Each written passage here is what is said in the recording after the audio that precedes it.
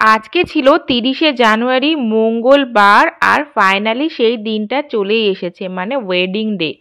আর আমরা আজকে ভোরবেলায় উঠেছি প্রায় 5:30টার দিকে। রাত্রেবেলায় শোয়ার সময় তো ভেবেছিলাম ভোরবেলায় ভীষণ ঠান্ডা হবে, কি করে যাব জল সইতে। কিন্তু সকালবেলায় উঠে দেখছিলাম অতটাও কিন্তু ঠান্ডা নেই। ভাগ্যক্রমে আজকে ঠান্ডাটা কমেই গিয়েছে। আর আমরাও ভীষণভাবে চাইছিলাম যে ঠান্ডাটা এবার কমেই যাক, না হলে বিয়ের এই সাজগোজের সাথে সোয়েটার শাল এইসব পরে একদমই মানায় না। আর কাজ করা সাজাগোজা তো দূরে থাক, যা শীত পড়েছিল তাতে সবাই জবুথবু হয়ে যাচ্ছিল। আজকে ঠান্ডাটা কমই ছিল। এবার দই চিড়ে মাখিয়ে আমরা সবাই ভাইকে খাইয়ে দিলাম। 7 জন, 5জন হচ্ছে এও স্ত্রী, মানে সধবা। একসাথে যেতে হয় আর তারপরে সেখান থেকে জল ভরে, ঘটে জল ভরে নিয়ে আসতে হয়। সেই জন্যই আমরা 5জন বেরিয়ে পড়েছি ভোর ভোর।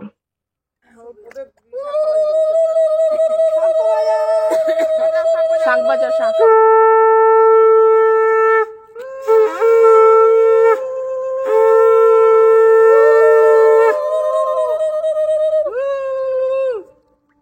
সূর্য ওঠার আগেই এই ঘটে জল ভরে আবার ফিরে আসতে হয়।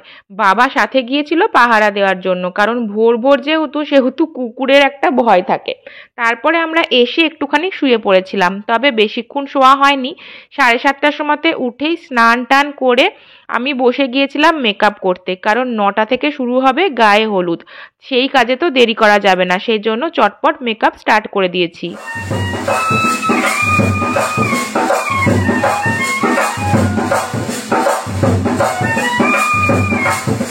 এখন প্রায় 9টা বাজছে।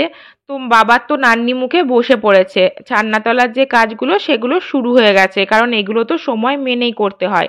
এদিকে আমার দিদির সবার মেকআপ টেকআপও ডান, মায়েরও ডান। মাকে যেহেতু বসতে হবে ভাইয়ের সাথে সমানেই যতক্ষণ হবে গায়ে হলুদ, সেজন্য মায়েরও মেকআপ সমস্ত কিছু কমপ্লিট হয়ে গেছে। আর সমস্ত কাজকর্ম মোটামুটি আমরা গুছিয়ে ফেলেছি। বাচ্চাগুলোকেও আর এত সকালে স্নান করাইনি, তবে খাইয়ে দাইয়ে সুন্দর হলুদ জামা কাপড় পরিয়ে রেডি করে নিয়েছি।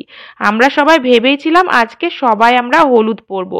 একমাত্র মা পরেছিল অফ হোয়াইট কালারের শাড়ি আর লাল পাড় দেওয়া, যেহেতু মাই হচ্ছে থাকবে ওই যেটা মাথায় ডালা ধরে সেই সমস্ত কাজ করবে, সেই জন্য মা এই শাড়িটাই পরেছিল।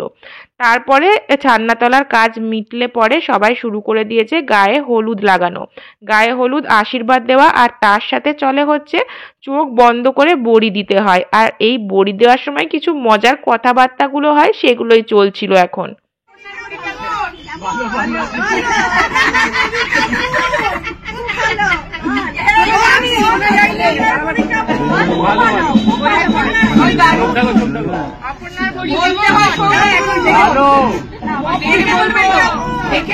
বিয়ের দিন হাজার ব্যস্ততা, হাজার কাজের মধ্যেও সাজগোজ, খাওয়া দাওয়ার এই ঠাট্টা হাসি তো চলতেই থাকবে। আর এইটাই তো একটা দিন আমরা অনেক দিন পর পেয়েছি আনন্দ করার জন্য। আর আমরা সব ভাই বোনেরা সবাই তাদের বররা এক হয়েছিলাম, সেই জন্য গল্প হাসি ঠাট্টা আর শেষই হচ্ছিল না। গায়ে হলুদ লাগানো শেষ করে আমি আবার এসেছিলাম নিচে। এখন হচ্ছে কনের বাড়িতে যাবে গায়ে হলুদের তত্ত্ব। মিষ্টিগুলোকে ট্রেতে সাজানো হয়েছিল, বাকি নমস্কারি জামা কাপড় সমস্ত কিছুই সুটকেসে আছে, কারণ সেগুলো সাজিয়ে দেওয়ার আমাদের বাড়িতে রীতি নেই। মাদের বিয়েতেও কিন্তু এরকমভাবে সাজিয়ে যায়নি, শুধুমাত্র এই মিষ্টি যেগুলো সেগুলোকে ট্রেতে সাজিয়ে সবাই এখন নিয়ে যাচ্ছে।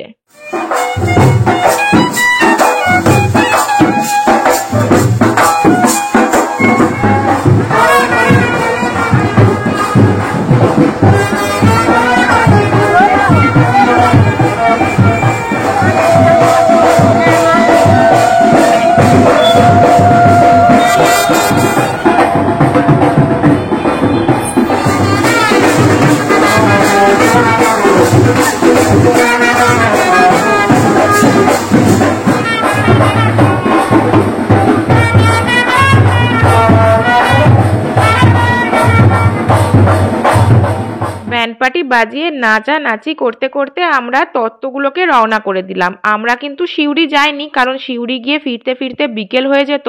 আর 5টা 5:30টার মধ্যেই বরযাত্রী বেরোনোর কথা আছে, সেই জন্য আমার এক জেঠু, এক ভাই আর এক মামা মিলে গিয়েছে তত্ত্ব নিয়ে। আর এদিকে গায়ে হলুদ লাগিয়ে সবাই খাওয়া দাওয়াও শুরু করে দিয়েছে।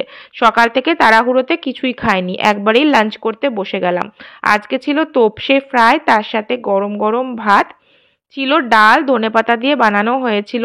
খিদের মুখে সব খাবারই যেন অমৃত লাগছে, কারণ সকাল থেকে যেহেতু খাইনি। তারপরে ছিল এঁচোড় আলু দিয়ে তরকারি, আর বানানো হয়েছিল চিংড়ি মাছের মালাইকারি।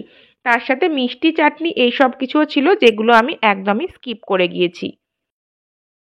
বিয়ের রীতি রেওয়াজ অত সহজেও শেষ হয় না। খাওয়া দাওয়ার পরেও কিন্তু অনেকক্ষণ এইসব গায়ে হলুদের কাজ চলছিল। তার মাঝে মাঝে এইসব ফটোশ্যুটও চলছে। ফটোগুলোতে একটা মেমোরি, যেটা সারা জীবন থেকে যাবে। আর এখানেও হচ্ছে 7 জন এও স্ত্রীকে এরকম ভাবে সুতোটা ধরতে হয়, আর ভাই সেটা টপকে টপকে 7 বার ঘুরবে। তারপরে এই সুতোটাই হচ্ছে ভাইয়ের হাতে পরিয়ে দেওয়া হবে, যেটা 7 দিন পর্যন্ত ওর হাতে থাকবে। অষ্টমঙ্গলার সময় সেটা খুলে দেওয়া হবে, অষ্টমঙ্গলা থেকে ফিরে এসে। তো সেই সব রিচুয়ালস এখন চলতেই থাকছে। তাছাড়া মাথায় তেল দেওয়া, চান করানো, তারপরে হচ্ছে এই যে মা এখন ডালা নিয়ে যাচ্ছে, বারবার ডালা নামানো ওঠানো, তারপরে হাঁড়ি ভাঙা, পায়ে করে চাপ দিয়ে হাঁড়ি ভাঙা, এই সমস্ত ছোটোখাটো অনেক রিচুয়ালস ছিল। এই সমস্তগুলো কমপ্লিট হওয়ার পরে ভাই স্নান টান করে একটু রেস্ট নিতে নিতেই সময় হয়ে যাবে বরযাত্রী বেরোনোর। তো আজকের ব্লগটা তো এখানেই শেষ করছি। পরের ব্লগে কিন্তু বিয়ের খুব ইন্টারেস্টিং ব্লগ আসতে চলেছে, সেই জন্য একটা ব্লগেও কেউ মিস করো না।